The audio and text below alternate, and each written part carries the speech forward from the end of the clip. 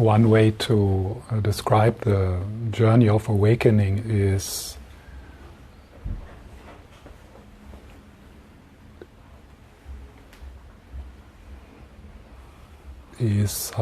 to describe the shift of identification with the content of your experience. So the content of your experience, your feelings, thoughts, memories, the sensations in your body, the sense of localization, so that all that is content of experience, content of your awareness, objects of your awareness. So we identify usually with the objects of our awareness. And awakening is that shift of identity from the content of your experience to the context of your experience. So the context of your experience is awareness itself. It's consciousness itself. It's that which is aware of the content of your experience. That which knows your thoughts, your feelings, the sensations in your body. If you want to use a metaphor, it's a shift of identity from the clouds to the sky. From the content, the clouds, to the context, the sky.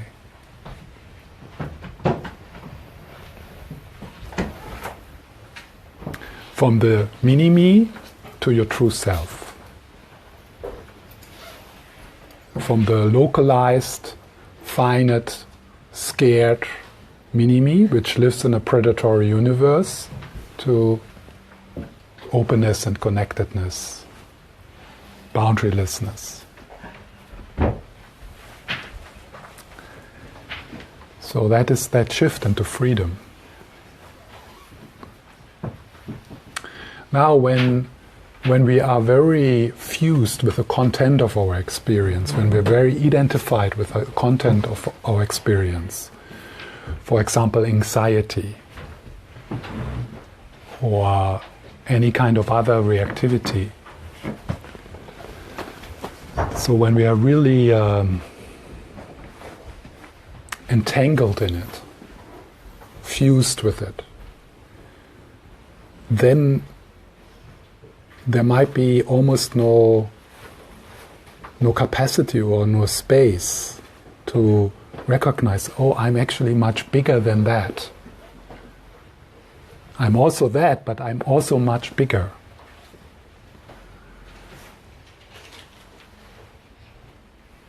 So that's where the methods come in, which gives us tools to relate to the content of our experience in a different way, so that there can be a bit more space, so that we can actually become curious about awareness itself, become curious about the experiencer.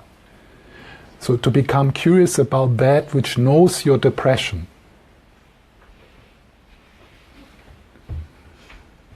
That which knows your anxiety. But if we are completely fused with the anxiety, and it's kind of all our capacity to pay attention is hypnotized and is then it seems this is all there is. So, and that's where it's useful to combine sometimes progressive path methods with the direct path methods.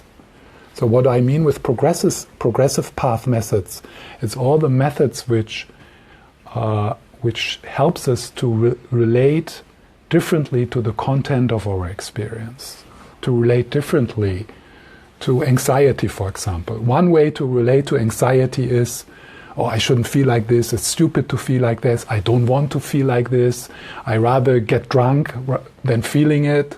So that's one way to relate to anxiety. The other way to relate to anxiety with progressive path methods is breathing into it, taking it into your arms, taking care of that aspect of yourself. The direct path methods, they are methods pointing to the experiencer, pointing to that which knows anxiety, pointing to the true self, pointing to who you really are in any moment, no matter what the content is, depression or anxiety or joy. That which knows depression, anxiety and joy is always radiantly free, available, and can be pointed out in any moment. And the practices who do that, they are called the direct path methods. Mahamudra, Dzogchen, Advaita Vedanta, Zen, Christian mysticism. So all these practices, they are direct path methods because they say, hey, look, the sky. Don't bother about the clouds. They will continue to come and go, but the sky is always there. The true self, the one who knows, not the mini-me who knows, but the one who also knows the mini-me. Yeah? The one who knows the ego, which is not like a person. It is pure awareness, non-dual awareness, your true self, God, spirit, or whatever you want to call it.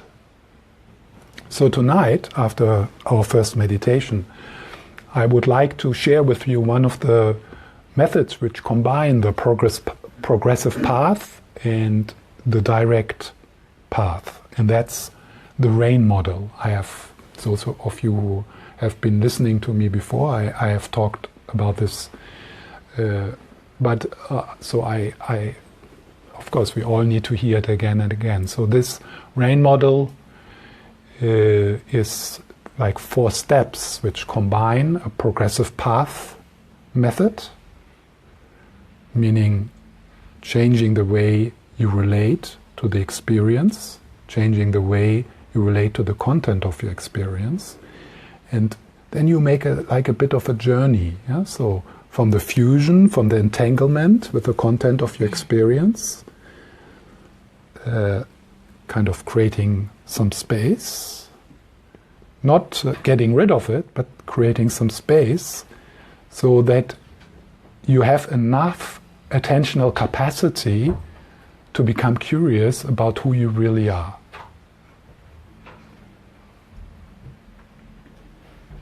And that's very important to have enough capacity to actually let go of trying to fix anxiety, to have enough capacity to actually relentlessly and passionately ask this question: what is aware of my anxiety?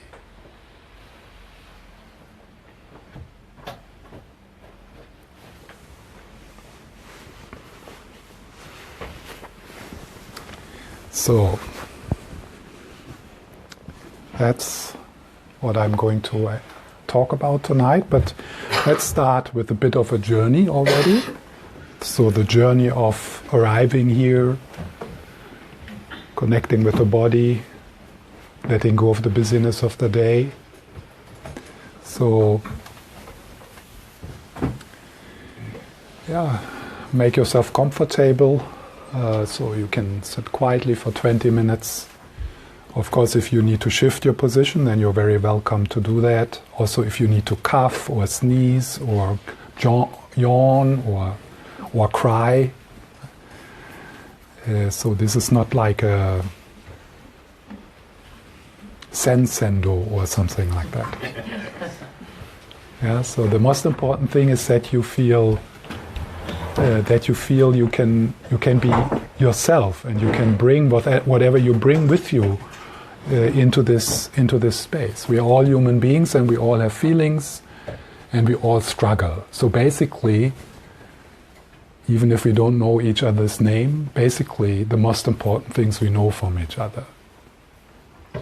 So we can connect on that level, on a deeper level. And you might feel that you have more problems than other people, but life, the relative life is challenging and difficult for all of us. We all struggle.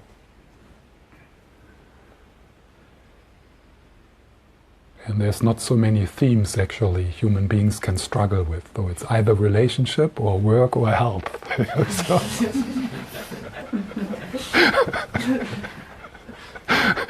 So that's it.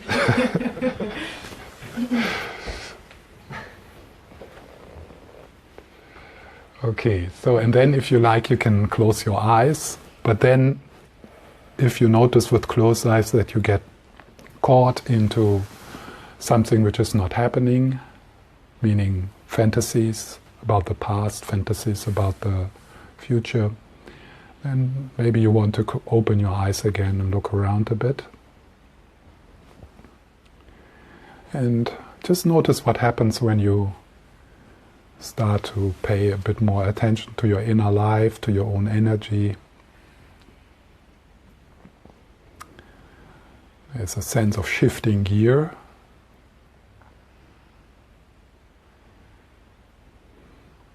And part of that shift is also that you shift away from the mini-me, which quite often lives behind your eyes,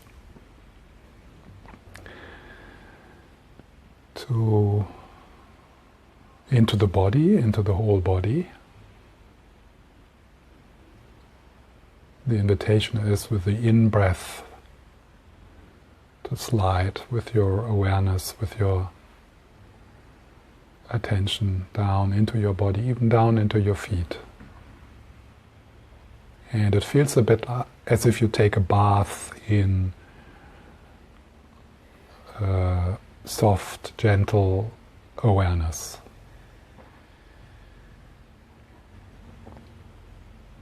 And nothing is excluded, so this is not an exercise in calming down, but an exercise in noticing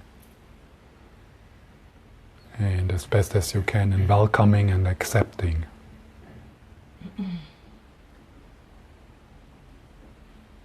And then with the out-breath, you can notice that there's a bit of a letting go quality in the out-breath. And there it goes, the control freak, the meditator, the need to feel good,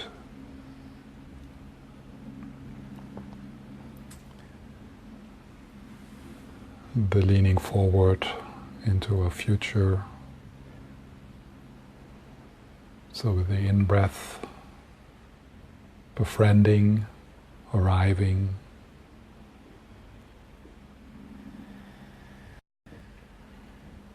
and with the out-breath, giving space.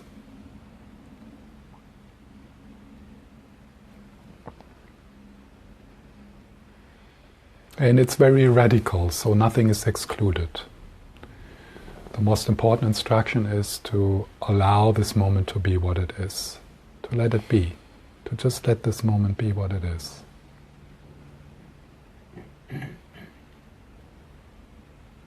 Take the fixing finger off, the fixing finger off.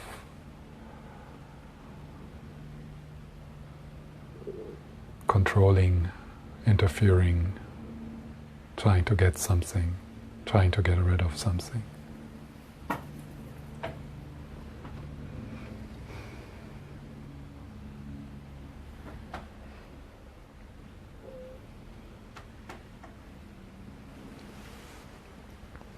How's your belly?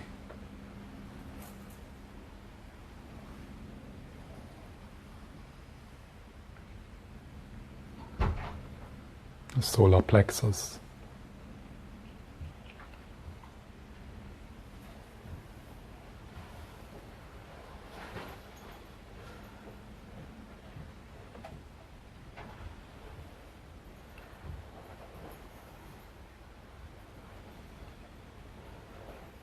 Shoulders.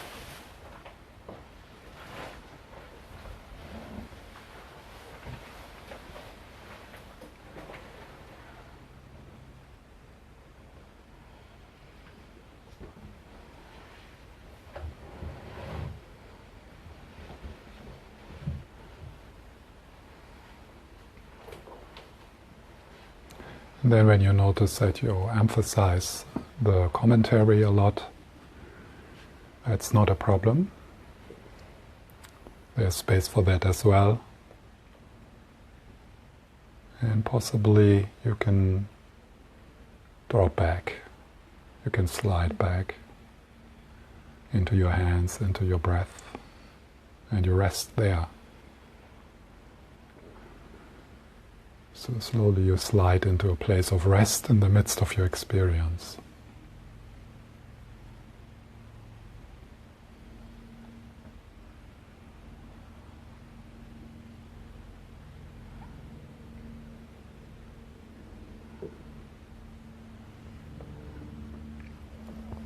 Then if something comes up, something which you have not noticed maybe today, something which is longing for your attention, for your love, then you allow that to happen. With the in-breath, bathing, holding softly, touching gently with your awareness.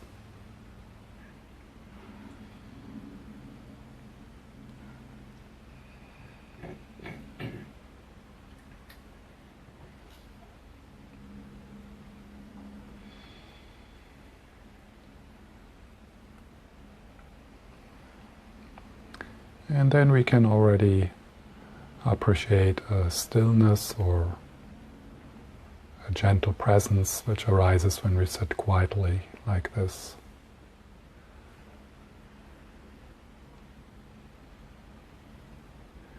Even if your mind is agitated or there's some discomfort or you're tired, there's also a gentle stillness.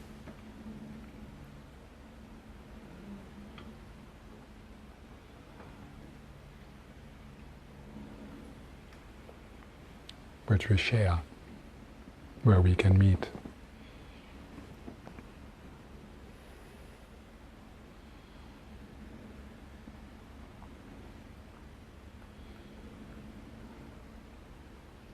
You don't need to particularly concentrate on anything.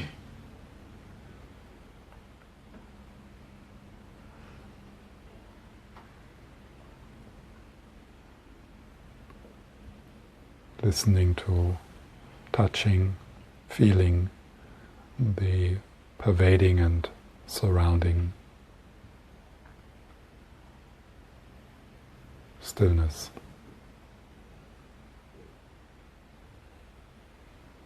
Awareness, a field of awareness, a field of presence.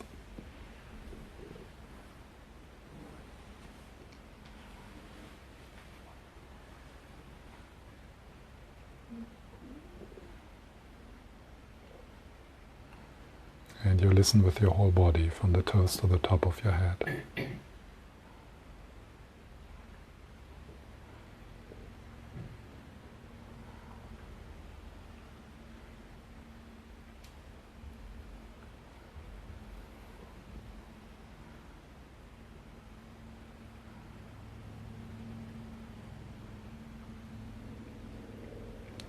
And maybe there's some difficult aspect also,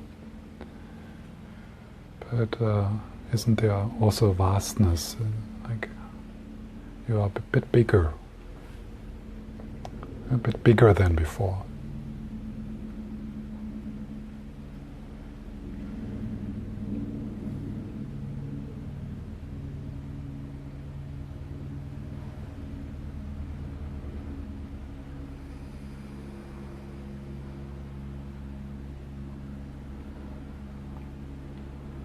Even the helicopter has space.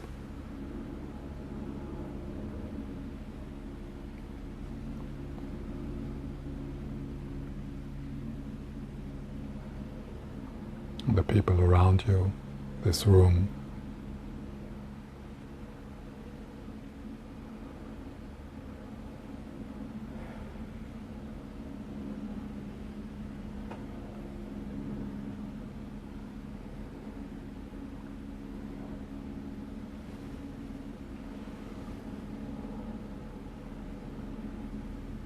And then dropping back, returning and resting. Thoughts continue to arise, but they are like the helicopter. They're just happening, they have their own life.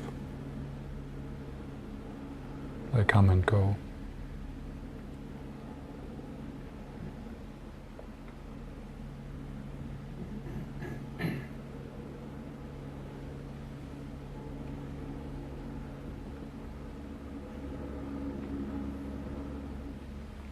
And instead of being a disturbance, the thoughts and the helicopter can be pointers to your vastness.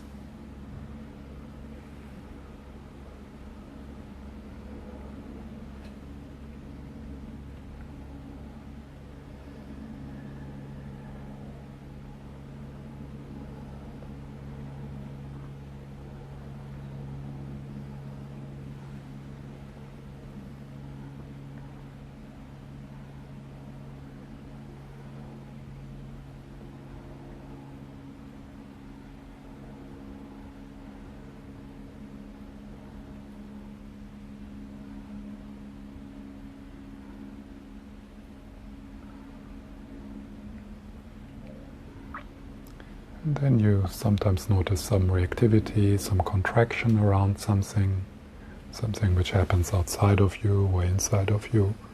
And that's fine. Just allow that to happen.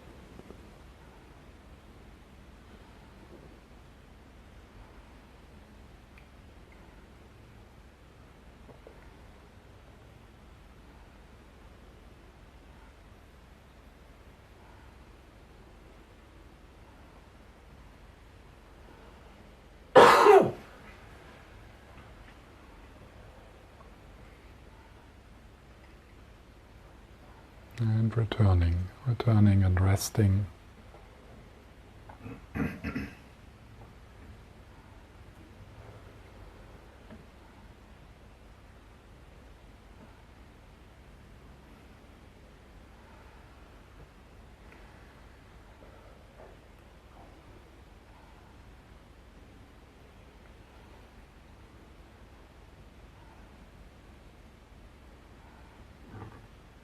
Softening.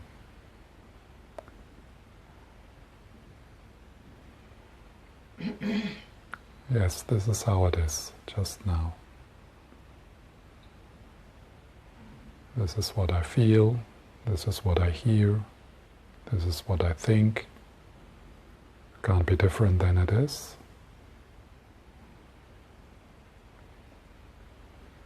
connected with everything else.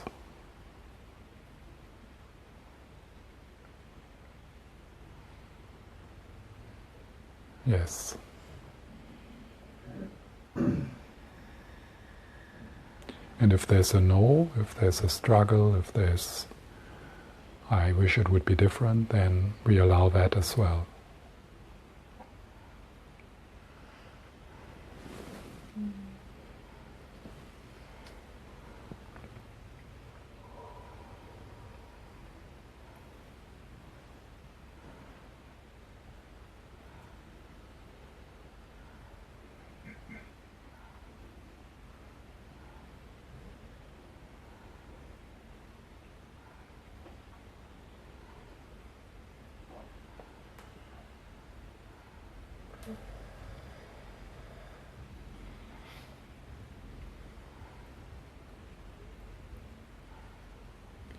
So what does it mean to soften with what is in the foreground of your experience? It's like a flower opening. Just a little bit more. Yes, a bit more surrender. Like a fist opening.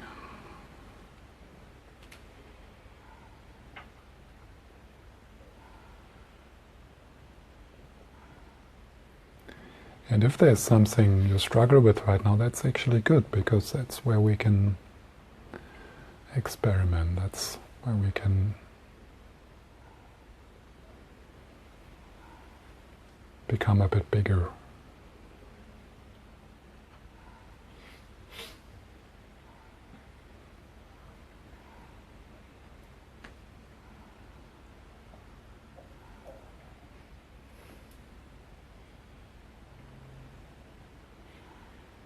And the breath is supporting you.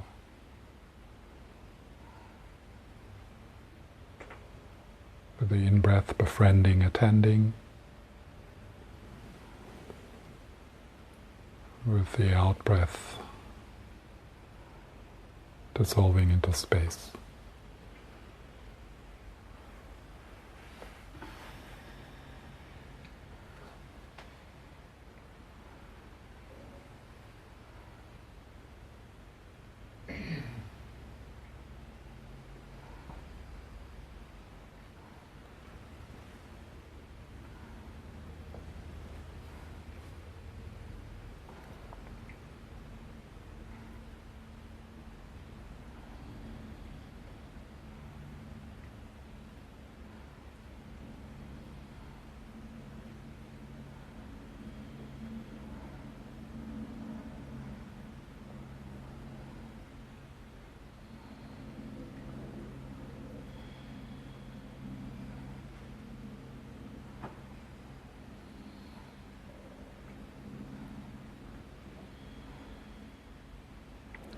And then glimpses of the primordial, surrounding, pervading stillness, peace, presence.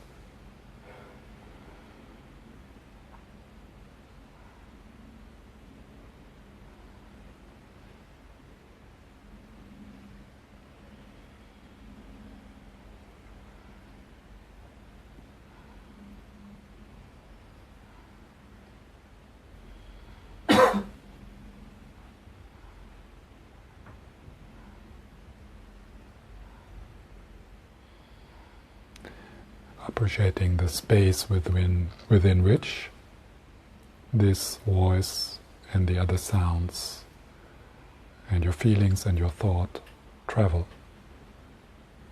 The space within which this moment happens.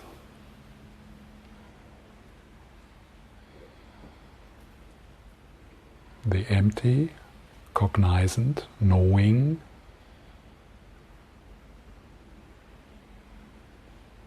space.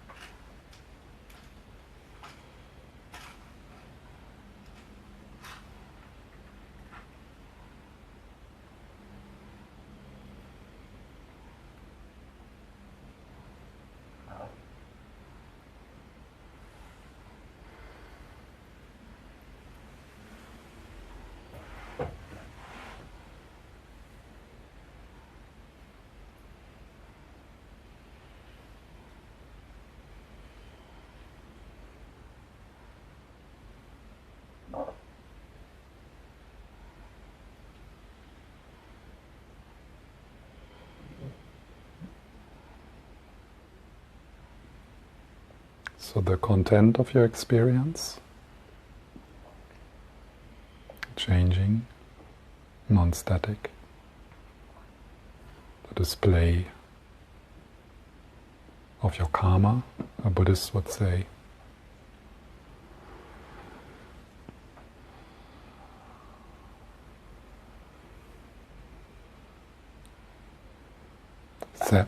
Sem in Tibetan.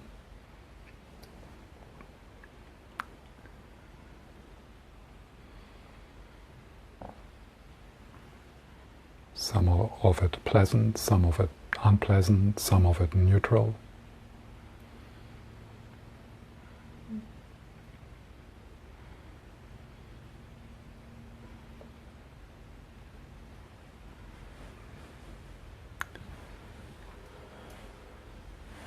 And then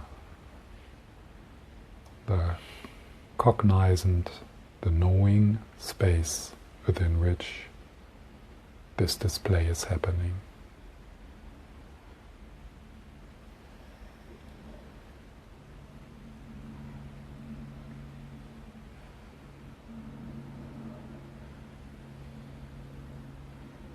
That which is aware.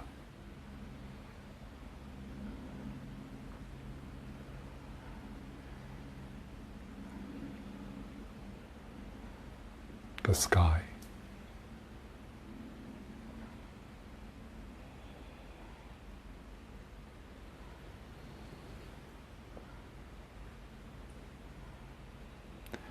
If you resist the content, you suffer. If you want it to be different than it is.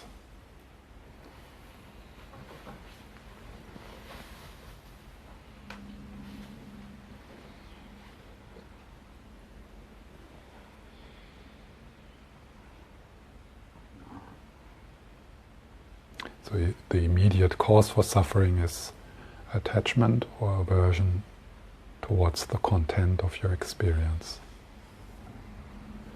You can check it right now.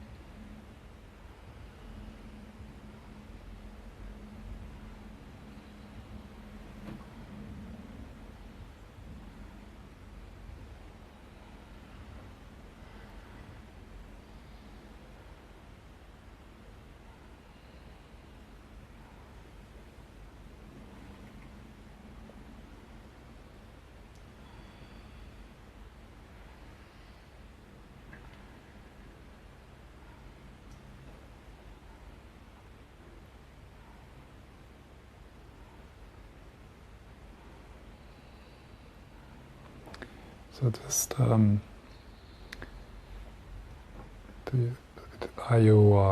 you have a sense of these two dimensions of your experience? What I call the content of your experience, the objects, sounds, thoughts, sensations. A lot of thoughts, of course. I'm very stuck in the conceptual level. The mini I, the sense of location, the sense of me, all that is content. Objects of awareness.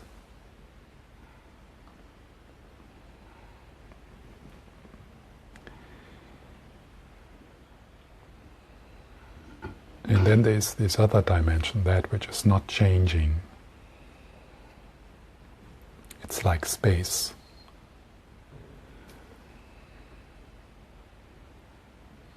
It's that which is aware.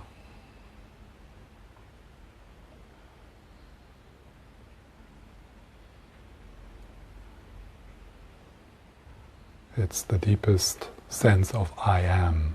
It's a sense of beingness. within which thoughts and feelings, sensations come and go.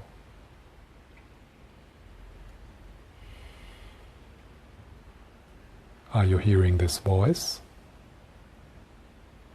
What is aware of this voice? What is that space within which this voice is being received?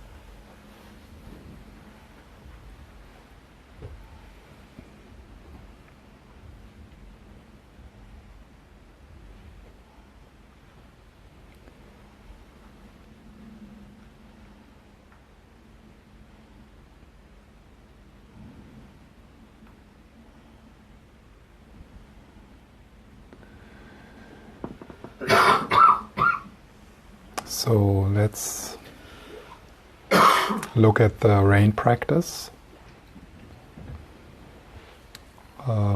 Each of the capital letters is standing for one aspect of this journey, which really picks us up where we are quite often. With the first step, the R, which stands for recognizing or noticing. So the first step is noticing what's going on, noticing what is happening. It is a move of slowing down and checking in. So, what's happening? How do I feel? Where am I in this situation?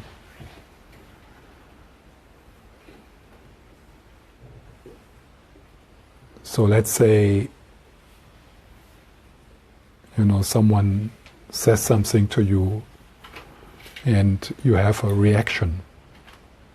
So the recognizing is to slow down and to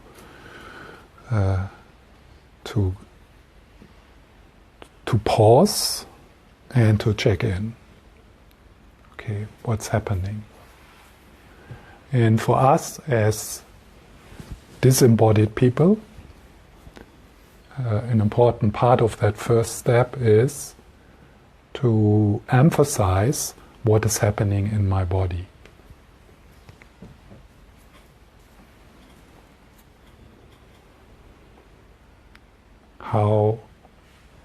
How is my response to this situation? How is that manifesting in my body? Where do I feel? So I feel irritated. I feel bored. I feel sad. I have a feeling. Yeah? So I have a feeling. because I'm human. That could be a feeling of being touched, of joy, of appreciation or gratitude. But of course, we are primarily in the beginning interested in working with the so-called difficult feelings. So in this first step, we do a very counter-instinctual move. And it's counter-instinctual because our instincts say run. Or it says suppress, look away, don't touch it. Distract yourself, get angry, spill it out. Instead of noticing it and recognizing it, spill it out. Get rid of it. Other people can feel it. Not me. So this first step is an amazing thing. And we need to really work on it. And we are not supported in our culture to do that. Because we are supposed to go shopping or take pills or entertain ourselves. So we don't get support for slowing down and for a moment and noticing how we feel. And we might have a feeling that our feelings are dangerous or that they are shameful. Then being a Buddhist makes it more difficult even to have feelings, because then it's honest, yeah. So it's also honest. It's like, yeah, I'm jealous. I have envy.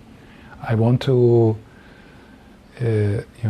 feelings we don't admit to ourselves because they don't fit into the idea of what we want to be or how we want to appear.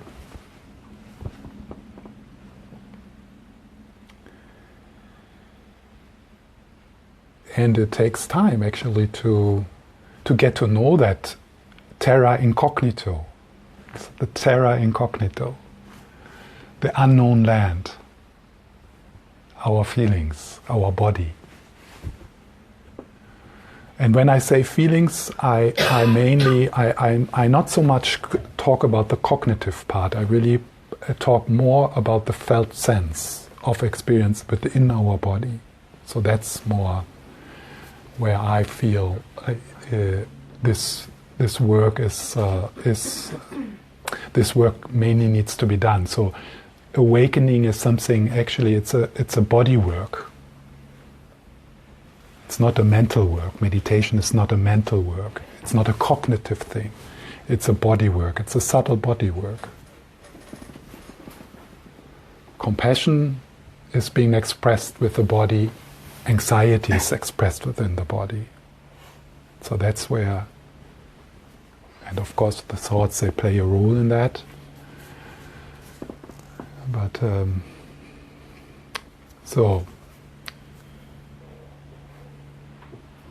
and we have to be reminded again and again. And it takes practice. So we start, and there, like a kind of formal practice is really helpful to establish a new habit. So the old habit is either suppressing, and that could be ignoring, or like denying, or spilling it out. So that's what we usually do, and to cultivate a different move in that moment, it needs practice again and again, and in sitting practice we do it. Like we sit down and we commit to sit, and we commit to like the Buddha when he sat on the Bodhi tree and saying, no, he actually said, I'm not going to move until I can give space to everything. And then Mara came, yeah? with all the things to throw him out of balance. The helicopters came and the bad air came and the memories came and the passion,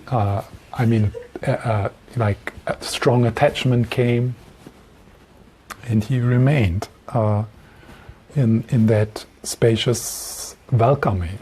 You become the gracious hosts, the gracious host.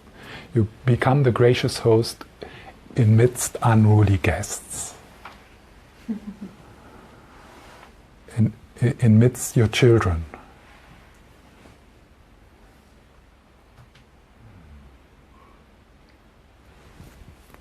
So recognize, and then the second is accept, so it goes together. So in the recognition, in the noticing, there's the allowing. Yeah? So there's maybe allowing is it's a nicer word, it's a bit more gentle, like to allow, to say yes.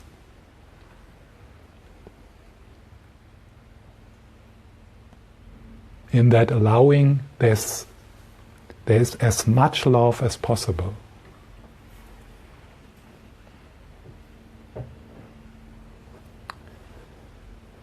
So that's when I say, embracing, like you would embrace a child, or Thich Nhat Hanh saying, breathing into the experience and welcoming the experience. So as best as we can, and that's again something to explore and to cultivate. That kindness, that gentle gaze, that loving gaze towards our experience. It's something we all are able to, and we all have that capacity. But most of us, we need to nurture it and really, and again, it needs to be a felt sense in the body. So one way to connect with what I mean is to imagine or to go back to a situation where you really felt seen and held and safe and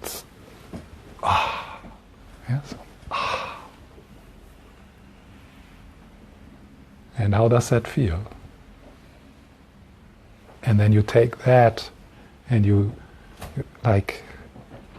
become, you take it into your hands like a ball or something, and then you give it to yourself.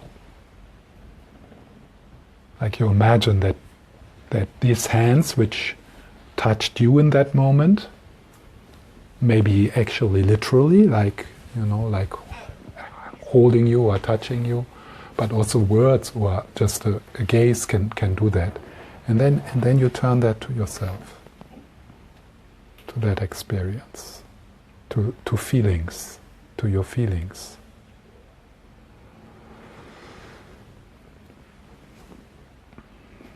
And this is again, it is counter-instinctual, because we have this ingrained habit of wanting to fix, control,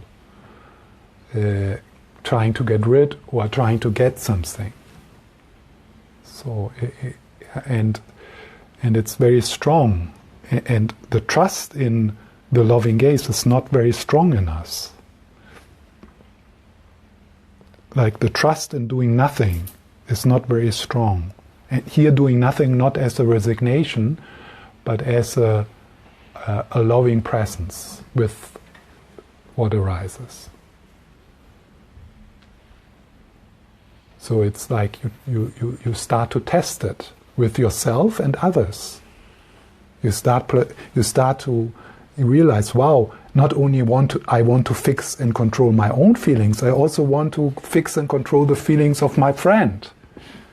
Since I can't stand anxiety, then I can't stand the anxiety in my friend. So I use the same. I say, you don't need to be afraid, or some bullshit like that. Or come on, it's not so bad.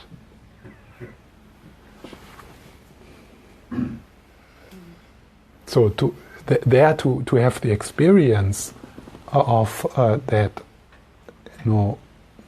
how much healing can happen, or how much it means to someone to be offered that space, that this first step, the noticing. Yeah, I can see how you feel. Yes, and I'm here with you.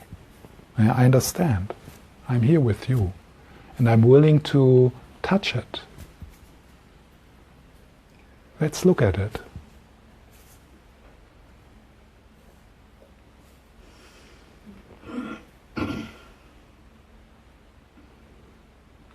Actually, that's psychotherapy in a nutshell.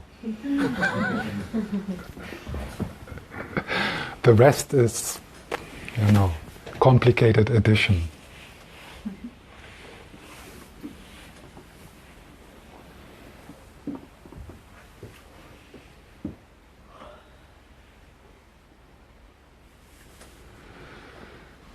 So then,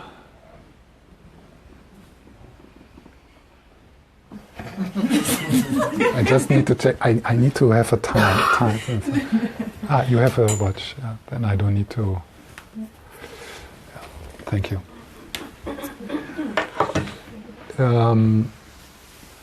So then, the third step, the I, stands for investigation. So the investigation is, in the tradition it's called vipassana or vipassana in Pali.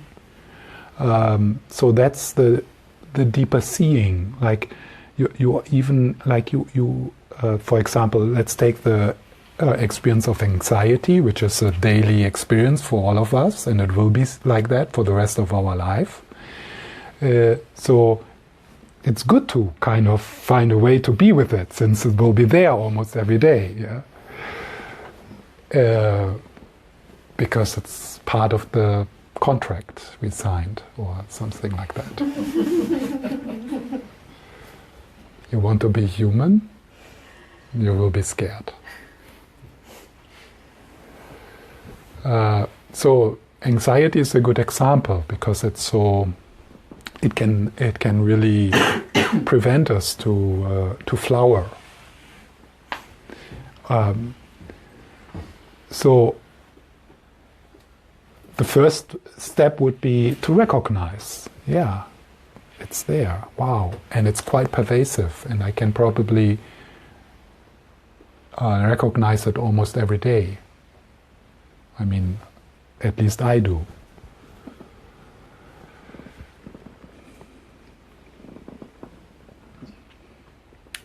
Then the accept, yeah, so that's it. Welcome to the human family. We are shit scared. There's nothing wrong with you. Thinking there would be is something wrong would be like a flame, like a candle flame saying it's a problem that I'm hot. I shouldn't be hot. I shouldn't be afraid.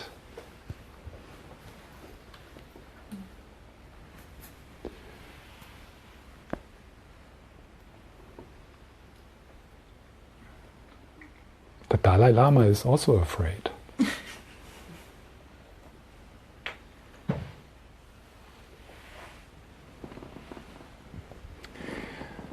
So the investigation then is recognizing and allowing. So it's like you make a commitment to your fear. You make a commitment to your anxiety. Not freedom from anxiety, but for anxiety. Freedom for anxiety. And I know this sounds completely crazy, because people would say, okay, anxiety, here you have a pill. You shouldn't experience anxiety. It sounds really crazy to make that counter-instinctual move. So recognizing, accept. Okay. With that, also recognizing that we are all in the same boat. some people are better in pretending.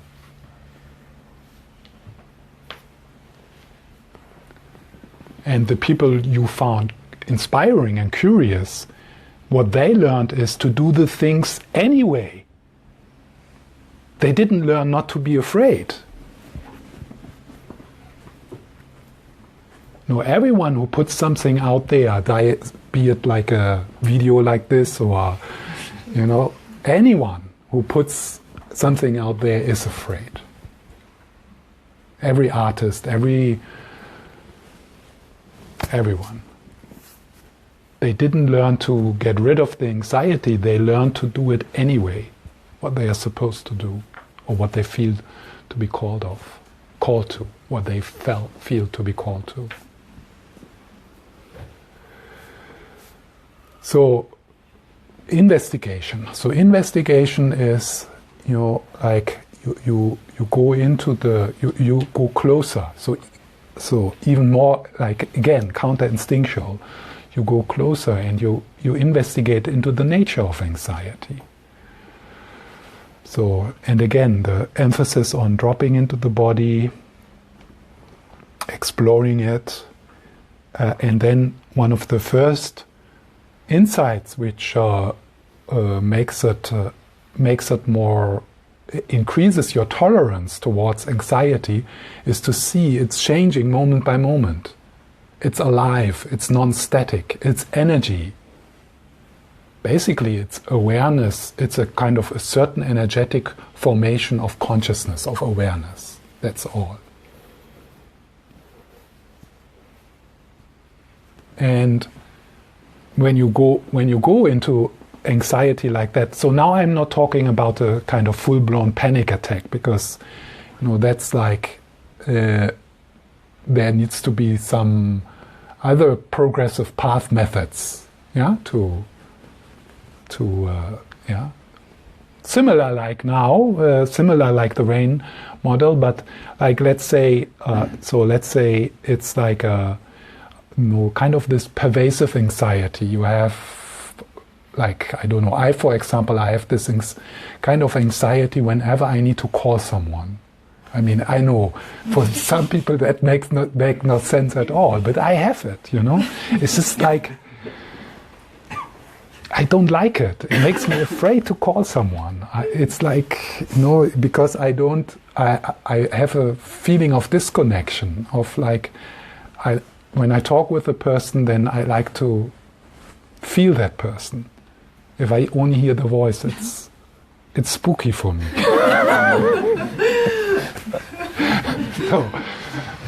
So I have this procrastination going on with calls. Yeah. So don't expect me to call you. This is not going to happen. Yeah? This is not going to happen. Come on. So I mean that kind of anxiety. So when you investigate into it, so then it's in the belly, and why is it so difficult to be with it? Is it the same? So I notice that it is changing. I breathe into it. I stay with it. I drop even the word of anxiety. So what is it without anxiety? I discover, this is actually not dangerous to be with this. No, it's unpleasant, but even I could drop the word unpleasant. What is it then? Yeah. So what is it actually? What is it without words? The direct experience. Is it that difficult? Or why is it difficult to be with it? It's not harming me. It's not dangerous. It's actually, it's kind of alive. I can maybe appreciate even. It's like there's something. It's like life. And there's awareness of it. Wow, it's actually a miracle.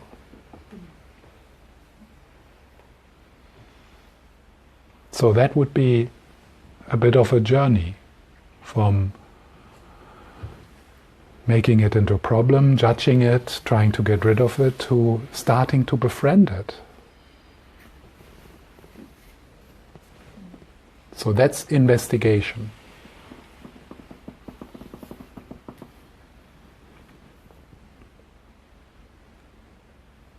Becoming curious.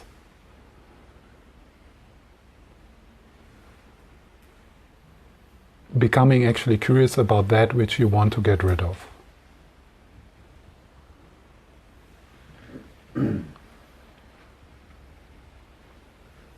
And to do that again and again. And in that way, in the case of anxiety, to find a place of peaceful coexistence. And then even noticing that there's also, it can become like a friend, it can give you energy, it can, so there's gifts in anxiety. I mean, this talk tonight without anxiety would be really boring. I mean, anxiety on this part. It's what gives this energy. So if you feel some aliveness or something coming from here, it's mainly anxiety.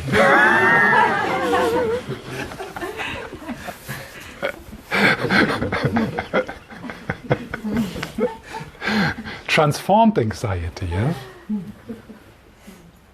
Otherwise I wouldn't be as, clear or as present as I am.